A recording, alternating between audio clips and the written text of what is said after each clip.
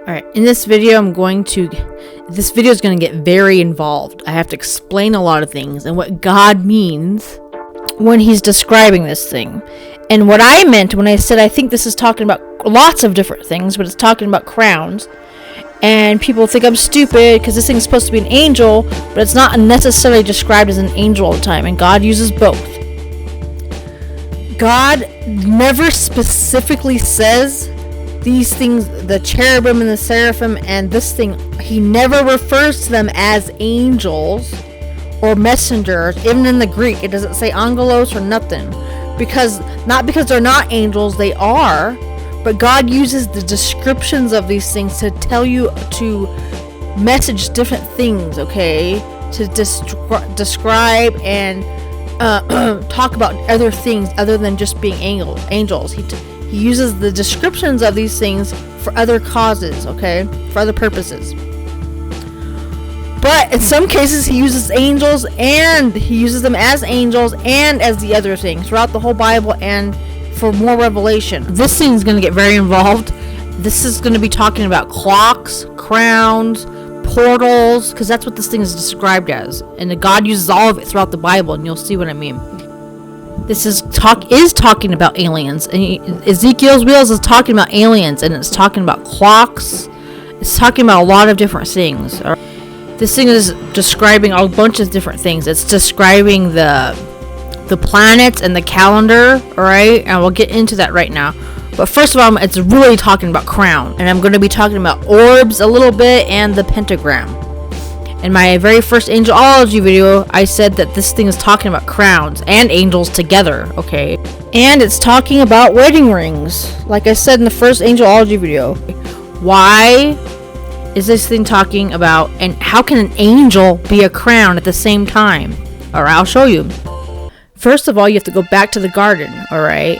When God told them to take off the fig leaves, okay? You have to think about the fig leaves actually being the serpent itself. Okay, some people will say the fig leaves represent the scales of the serpent. But you also have to remember that you can cover your head, right? So you have to remember that the serpent could have been covering their head, not just their body, okay? And the fig leaves could have been covering the head. And that's literally what people started doing. They did the exact opposite of what God said. He said, take off the serpent scales / fig leaves. Take them off your body. Take them off your head. And what did people do? They put snakes on their heads as crowns. See how these cobras are good seraphim iconography, because seraphim means snakes with wings, and cobras are snakes with wings.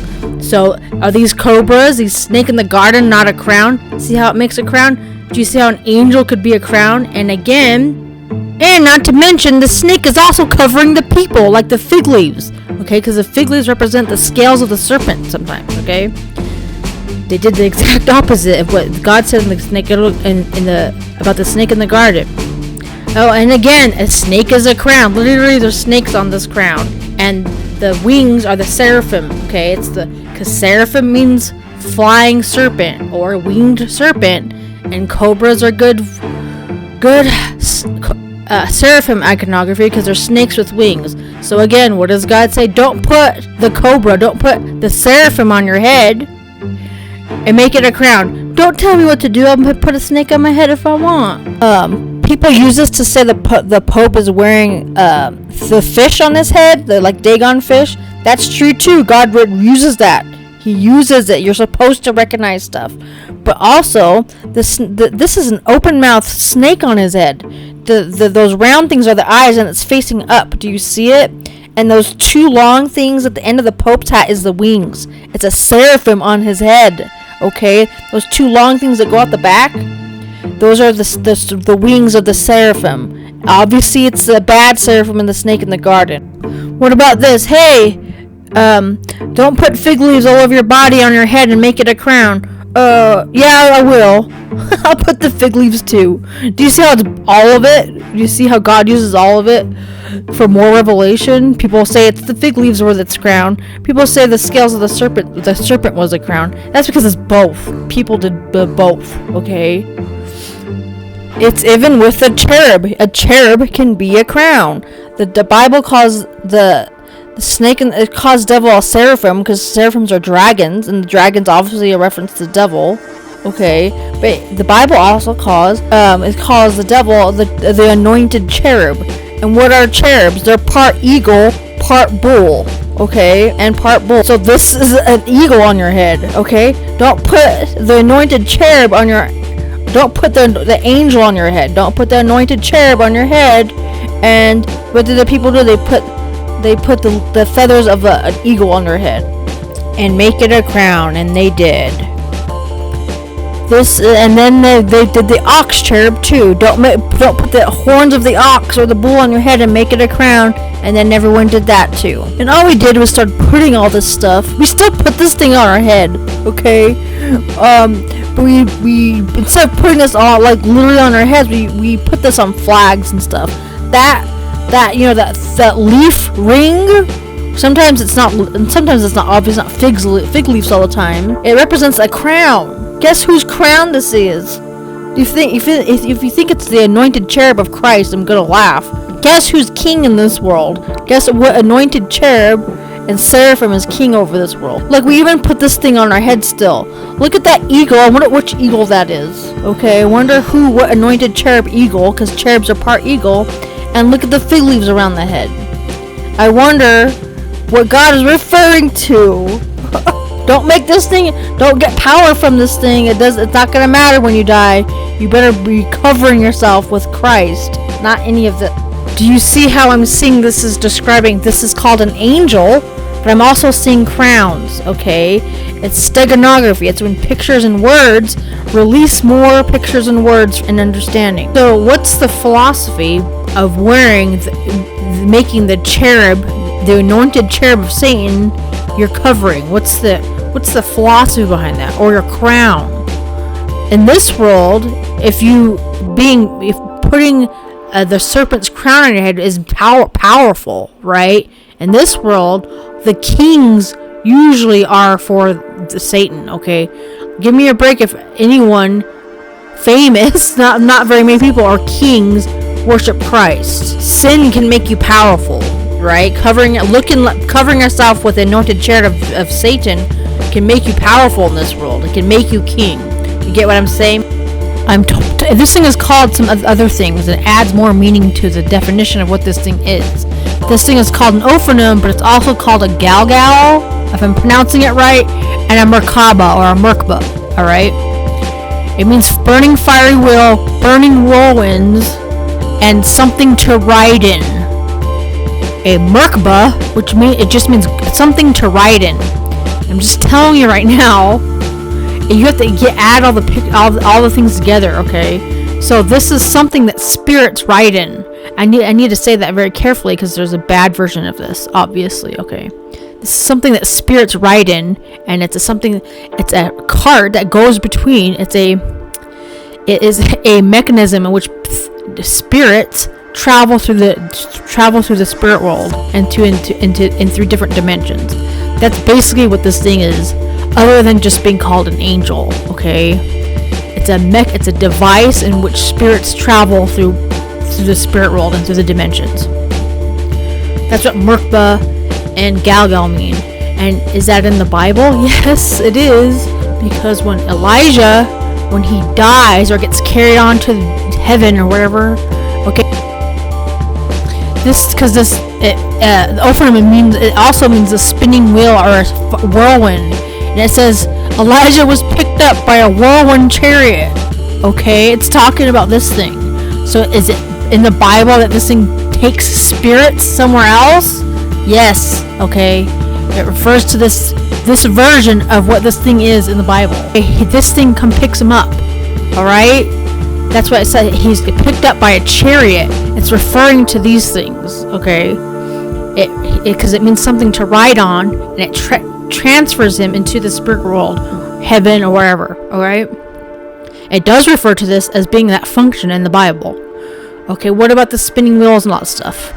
The thing is, there's a bad version of this, okay? Burning part comes from the word Galgal, I guess. That's mentioned. This thing is mentioned in the book of Daniel because it's talking about burning wheels of the chariot, okay? The burning wheels of the chariot. There's a lot that it has a lot of meaning in that. But also a spirit, the spirit of God is supposed to be in there, okay? And the cherubs are supposed to be next to it. So what you're saying that this thing's a portal, it's a doorway, it's a gateway. If you add all the information together, that is what this thing is. And it's so crazy because in real life, cherubs stand in front of the archway. They stand in front of the doorway to a kingdom. So this is a gateway, it's a portal. Anyway, it tells you this all over in the Bible, but especially in the book of Genesis. When Adam and Eve are kicked out of Eden, there are 2 cherubs standing at the east gate. They're gatekeepers. But remember that Satan has his own version of this, okay? But in real life, they really started doing this all over the world because what happened in the Garden of Eden really happened, okay? That's why everyone started doing it in these ancient cultures. The devil had his own version of it, okay? It's because this really happened. That's why everyone has cherubs. That's why all these ancient cultures have cherubs in front of the doorway. Because the oral traditions of what happened in Eden went all over the world. Okay, because it really happened. It's not some silly story. That's why. And also, this is talking about a portal now. You're supposed to bring current knowledge into this. You know, Christ isn't coming back into some literal gateway in Jerusalem. It's talking about an open gateway he opened, alright? In the metaphysical realm. It's not talking about the literal gates in Jerusalem anymore. And it's been opened. It's still open. Okay? It's an open doorway. He opened it. You can walk through it, but you have to choose to walk through it while you're alive. Okay? The gates of heaven have already been opened. Alright? But you have to choose to walk through it. Anyway. So God uses, he uses code words, and he uses play on sight. He uses play on words to get you to understand things. Okay? You need to know what these things mean back then. Or this is not just me making up stuff. And when you study ancient Hebrew poetry, okay, so when you study the Bible, it tells you once you know one thing, you have to use it to unlock to understand what the rest of the Bible's saying. And you have to, and it keeps doing that forever though. It never stops. And also, there's a guy, he coined a phrase, it's called visionary ciphers or steganography. It's when pictures and words unlock codes, okay? When the pictures and words unlock more meaning, and then you're supposed to use that to unlock more meaning, right? And it's real. He said he got it from studying the Bible. Okay, he said the Bible's using it, and we know that. But we're not. But I'm letting you know it's a real. Lots of preachers do this, and people do this. Okay, but they just approach the Bible as if God's just explaining some weird thing. It has meaning. You're supposed to add meaning. Also, you have to study what these things meant back then. Okay, like when somebody saw. If somebody back then in the ancient world, if somebody heard that his eyes spinning around in a circle, they would have known that this was talking about crowns. Okay, because they would put eyes around their head and say it was a crown. Their crowns were jewels, though. That's why people started putting jewels on crowns in the first place. Also, you're supposed to add in new current information. You're supposed to think about know what these things meant back then and now. God wrote the Bible forever. This is what I mean when I say you have to think multi-dimensionally. Literally change the dimensions, shapes, and sizes and colors of these things. You're supposed to fill in color and stuff yourself. Can eyes be multiple colors? Yes. Can jewels be multiple colors? Yes. When it says wings and it doesn't give you a color of the wings, you're supposed to change the color of the wings.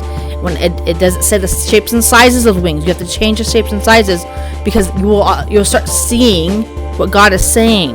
Okay, when I say you have to think multi-dimensionally, I mean that very literally in every way. You have to think outside of time a little bit and God wrote this book for the people in the future too, and for us. And you have to add all the pieces together and see what God is saying. So back then, I know the eyes were a symbol for jewels and stars. So today, a spinning thing with jewels and stars, because back then they didn't know the planets were stars either. They thought everything was the same. So this is talking about the solar system too. But this is talking about an open doorway or a gateway, because spinning stars would start looking like what? It would start looking like this. So a spinning whirlwind and a spinning stars and something to ride in would definitely start talking about portals, correct? Yes. You have to add in current knowledge to these descriptions. That's what you're supposed to do. Remember, God is talking, not just the Hebrew writers. God is speaking to you right now, not just speaking to the people of the past. All right, he uses that though. He uses that stuff, okay, to get you to understand stuff, because back then he had to use things they understood to get them to come to his kingdom, to come to Christ, okay?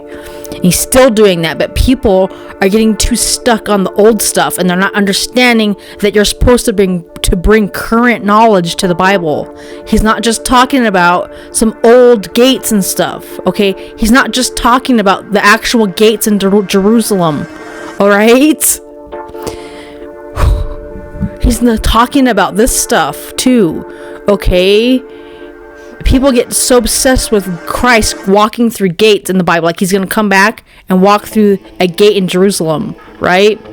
Okay, I'm just letting you know that's probably not gonna happen, not in the way that you're thinking, because you're not bringing current knowledge to the stuff, all right? Also, what do you think Christ means when he says, "I am the door"? I am the door. And what do you think Christ says? He means a lot of different things. He uses that for so much philosophy. But guess what else he means when he says, "I am a worm"? I am the worm. Okay, I'm not kidding. He's talking about this stuff.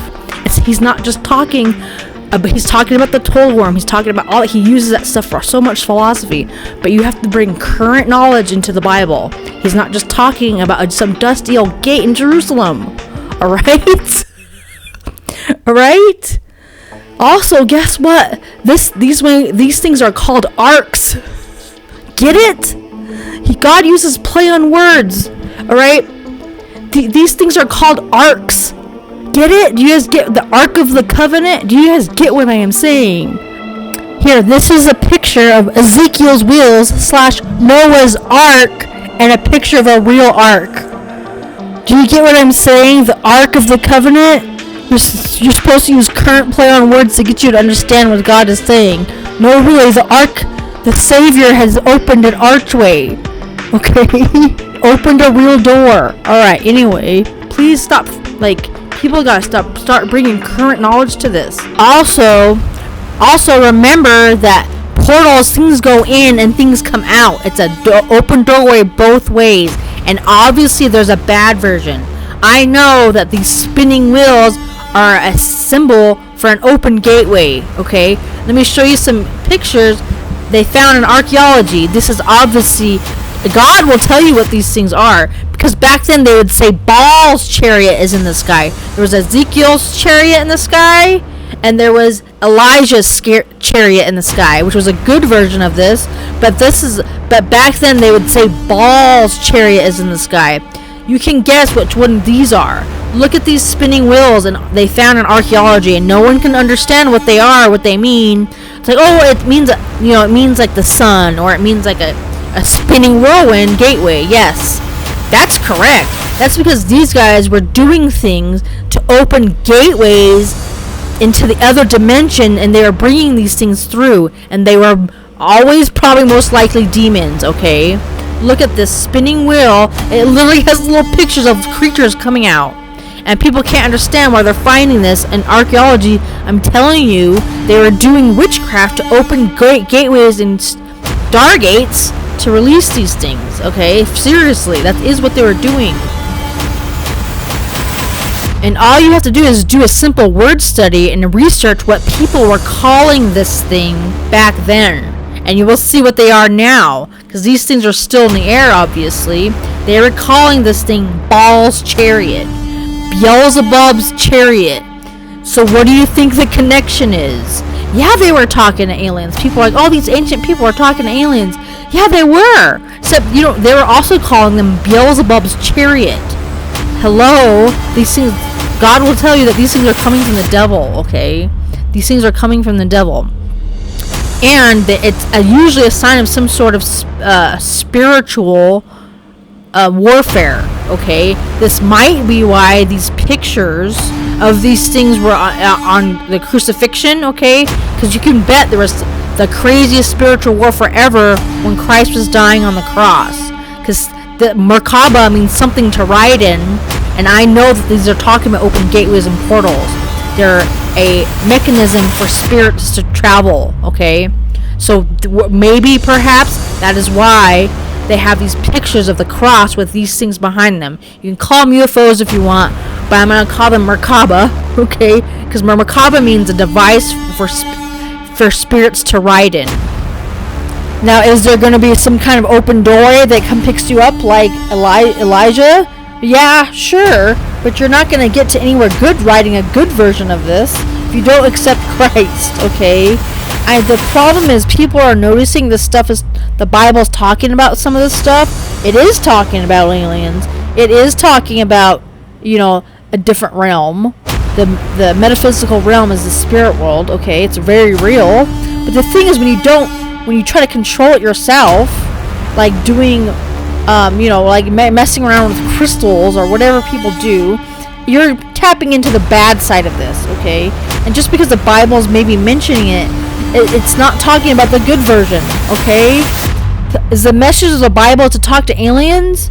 Or is the message of the Bible to accept Christ? People will pick things out of the Bible and say, well, since the Bible's talking about it, it must be a good thing. No, aliens are not a good thing. The message of the Bible is not to talk to aliens.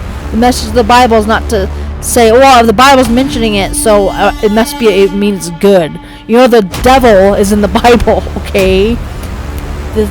Most of the time when you're seeing this stuff, it's coming from the devil. And you're not supposed to be... The reason why the metaphysical realm is not to be messed with is because God knows that the devil's going to be messing with you, okay? You're not supposed to be controlling the stuff yourself. So there's a lot of revelation in what this thing is. It means a lot of things, but there's always a flip side to it. Alright? A spinning star and a spinning whirlwind could also be talking about black holes and hell. Okay? Because I made a video about this where hell might be a black hole. Okay, but I know hell is supposed to be in the center of the earth. But I just read an article that said there might be a black hole in the middle of the earth. And that freaks me out because for a long time I thought hell was a black hole.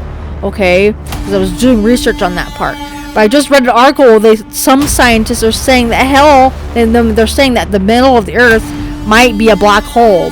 And I was just like, oh great. That is so creepy. Anyway. Also, it's really creepy because we name things after Greek gods, right? And Greek gods are demons. Do you think there's something to the fact that we call black holes and planets demon names? Do you think there's a connection there? And I tell you, it's not a coincidence. It's not a coincidence. God is trying to convey something, okay? Like, this black hole is literally called the Beast. Okay, do you think that's... maybe there's something to that? Or is there a connection? It's not a coincidence. And it's not a coincidence that we name stars and stuff after demons, right? No, of course it's not a coincidence. There's something to that. Also, in my previous Angelology video, the Bible, and why there's marriage and marriage and marriage, and why you get married to him, alright? And no one but him. And like, why he's talking about crowns, okay? Listen to me. He's talking about these rings, okay? Okay, he's talking about a portal. These actual rings. This is the wedding ring he's talking about, okay? These are the rings, alright? He's talking about he also uses play on words. Like, when you get crowned, it means you're gonna get born, right? Like, when a woman gives birth, or the child is getting birthed, it's called crowning. He's going to give you a new life. You're getting crowned, alright? And the reason I know this is talking about crowns is because They would put a crown on their head and say, I have eyes around my head. Okay, it's definitely talking about crowns. This thing's talking about the different dimensions and everything. Okay, it's not just some random picture about some weird angel. Okay, because God uses this stuff because it doesn't necessarily say it's an angel, because it's a doorway, it's a gateway. But there's a bad version of that, because you also can get married to the devil. You can get crowned and born into hell of your new life and eternity in hell. It's the flip side of it, of course. There's a constant theme in all these ancient things of getting married to the god of the underworld, but it's not a metaphor, it's real. Okay, even in the Babylonians and the Greek gods, they all get married to the god of the underworld, but it's not a joke, it's for real. All right, these are the rings that this is the rings that he's talking about in the Bible. Okay, I'm gonna show you some things right now, because I'm gonna show you some bad Ophanims right now. Okay, do not put this thing up in your house. Okay, because even if you think it's good, you're not allowed to do that. I'm gonna show you something, a revelation from this thing. Okay, because this thing's supposed to carry spirits, right? Okay, so this thing's supposed to carry spirits, and cherubs are supposed to be around it. Alright, it's a doorway and a gateway. Keep that in mind. Keep that in mind when you watch these pictures. Okay, remember, Ophanim means burning wheel. Okay, it means burning wheel, and spirits come out of it. Alright, and there's cherubs next to it. See that thing behind Shiva or Kali, whichever one it is? That burning wheel is talking about this Ophanim thing. Okay, it's a literal wheel on fire, and it's in front of CERN. What do you think God's trying to say? This whole idea of getting married to a god started a long time ago. That's why you have to get married to Jesus, because you have to do the alternative. Okay? You getting married to a god was a huge thing. Okay? It was in the Greeks and the Romans and the Babylonians and the Mesopotamian gods and the Hindu gods. Did you know when you die you're supposed to get married to Shiva? Why are all these ancient cultures marrying the god? Because their god is the devil. Okay, because the first god to do this was Marduk, and Marduk became Beelzebub. But it's not just make believe stuff. You really are going to get married. You're gonna get a ring, and because married means combined with. And marriage is forever. You're gonna get combined with your god forever, the god you chose. If you don't choose Christ, guess who you're getting married to? Anyway, it's describing so many things. Anyway, it's a mechanism for spirits to travel, and it's in front of CERN. Okay, that thing behind Shiva, because in translation, it often means a burning wheel. Is that wheel not on fire and a spirit coming out of it? All right, and it's in front of CERN. What do you think God's trying to say? This is the same warning. That burning thing behind Mary is talking about this big burning disc, but it's the devil's version, okay? Okay, spirits come out of this. Evil spirits come out of this. What do you think God's trying to say by putting these things up in your house? Alright? He's warning you. And Shiva and Kali and Mary and are all based off of, and Venus, okay? They are all based off of the same Babylonian god. Okay, that's why they all look the same. That's why they're all stepping on bulls and lions or people. Do you see how they're stepping on bulls, lions, and people? Okay, that's because they're all based off of the same Ishtar. They're all based off of the same gods. When in the book of 2 Kings, it warned you that this would happen.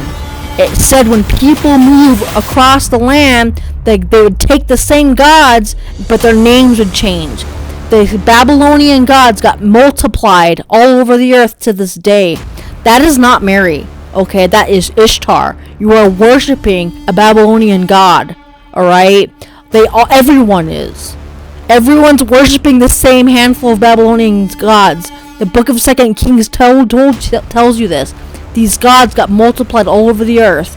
And all that the Catholic Church did with Constantine was slap on Bible names to these Babylonian gods, okay? Zeus became Jesus. Apollo became Jesus. Apollo became Joseph, okay? I'm not kidding. That church has Zeus in it. It's Zeus is the devil. Anyway, I will keep going. That the thing around Mary is the same thing around Shiva. Okay, it's the same thing. The sad thing is there is a real Jesus but he's not at that church. There is a real Mary in the Bible. Mary was a real person, but you're not allowed to worship her at all or pray to her. That is absolute nonsense. That nowhere in the Bible did Mary say pray to her. Because the first thing that people will say was, Mary, you're dishonoring the Mother of God. No, I'm not. You are. You're the one worshiping a pagan god in her name. She does not going to have anything want to do with you when you die. Me and Mary, real Mary, are going to be kicking it, drinking virgin margaritas in the sea of glass. Okay, not you, because you're not supposed to worship Mary. Okay? So that thing behind them is supposed to be the ray of light, although say it's the sun, but that doesn't matter because back then they said the sun was a portal too. Okay, they said the gods were coming into the sun. That was God. Sun gods are demonic. Okay, all right. That thing behind Mary is not good. It's the same thing behind Ishtar. It's the same thing behind Inanna. Okay, it's not a good thing. It's not the good version at all. And not to mention that thing behind them, that sun god, is where the pentagram comes from. I'll get back to that in a minute. I'm going to get into something else, and then I'll come back to that. I think this thing is talking about orbs, alright? You can see things inside these orbs. I don't think they're real souls of people, okay? I think that they're something else. You can guess what I think they are. Alright? I think this spinning ball is talking about orbs because it's supposed to carry spirits, right? That's what orbs are, right? They're supposed to carry orbs. They're supposed to carry spirits between the dimensions. This is so important. You guys don't realize these things are over everything. You're not realizing it. Okay, so there's cherubs, right? And cherubs are part lion, and they stand next to and hold the Ophanim sometimes. That's what this is on all this beer. There's two twins. They're usually twins. There's a whole another reason why they're twins, okay?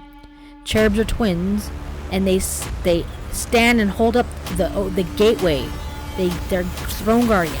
What do you think God means? What do you think this means? It's usually on beer and cigarettes. Okay, what do you think God is trying to say here?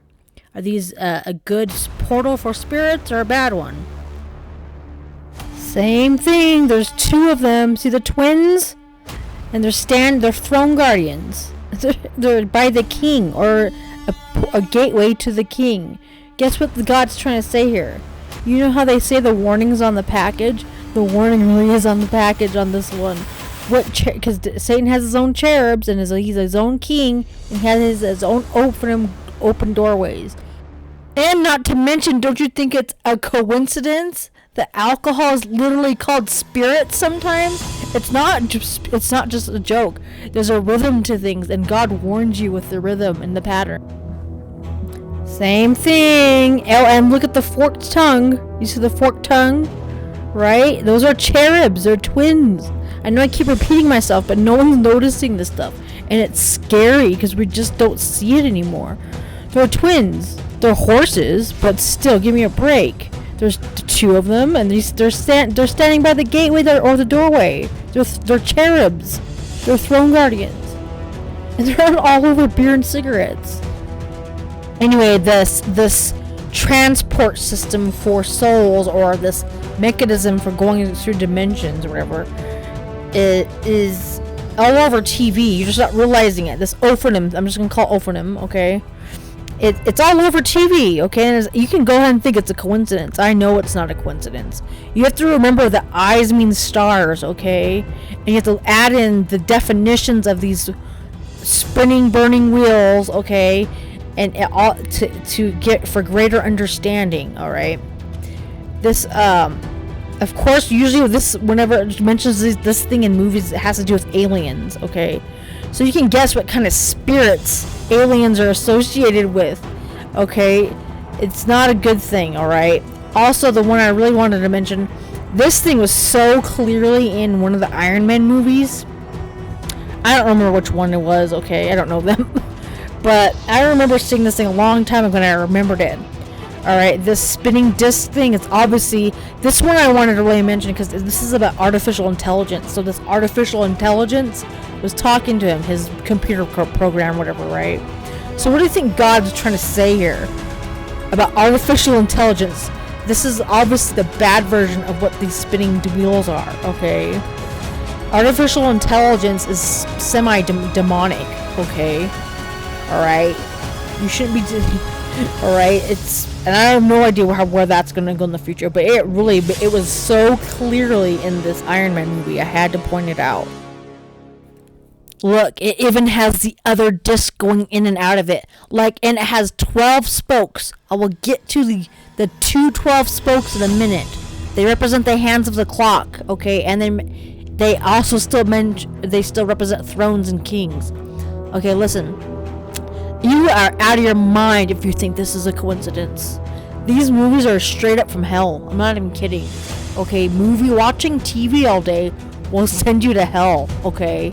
I'm not saying you can't watch a movie every now and then. There's a difference between watching a movie every now and then and having a relationship with God and not caring about God at all. These movies have so much demonic. The more I learn about the Bible, the more I learn about the symbolism back then, the more I realize how evil movies are. I cannot even believe this. It looks exactly like this. If you think this is a good version, this is God's version, I'm really gonna laugh. But this is unbelievable. Look, it looks exactly the same way. It even has the 12 spokes. And there's another movie, I think, it's some ship movie where these spinning balls are tearing everything apart. And of course, aliens are spitting them out, okay? And they're ripping the boat apart and everything. Can I just tell you that it reminds me of when in the Bible, when Christ went to calm the storm, he was on the boat, and it says a storm, a tumult, which means a very windy, a storm. He rebuked it, it was like an actual spirit that he had to rebuke, and it was a storm. It kind of reminds me of the spinning whirl, because this thing means a whirlwind, right? One of the definitions of the thing is a whirlwind. So, was he talking about one of these things? Like an evil version? He rebuked it? Okay, and that would make sense because back then, angels and gods, they thought controlled the weather. Okay?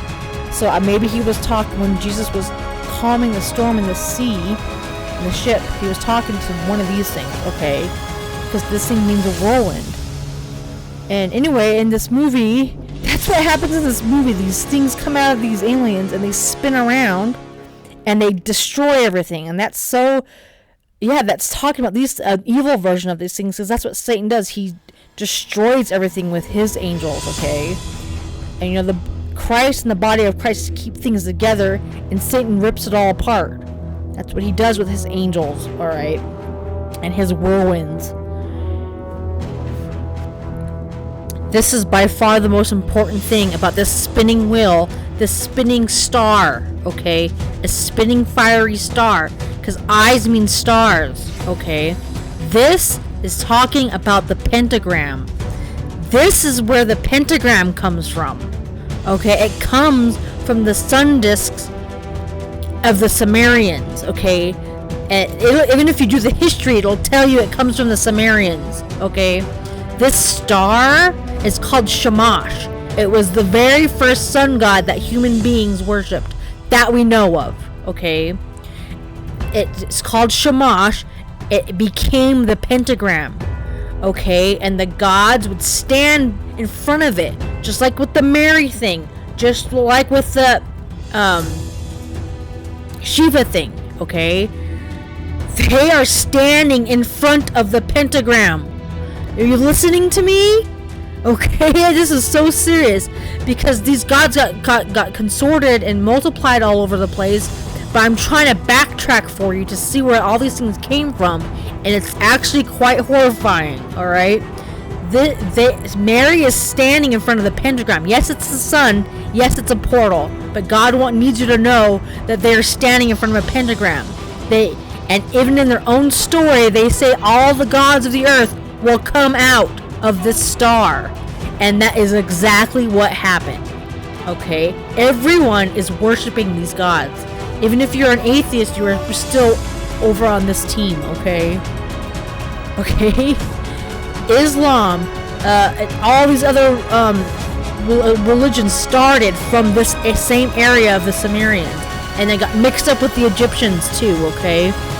But this star sun thing became the pentagram. That is why all these gods and stuff have this thing on their back and on their heads, okay? But this is how it originally started. It became the pentagram, okay? So, and that thing that they're holding, it's called the ring and scepter, okay? And the ring and the rod. That ring is partially where we get wedding rings from. They are literally holding wedding rings with a pentagram.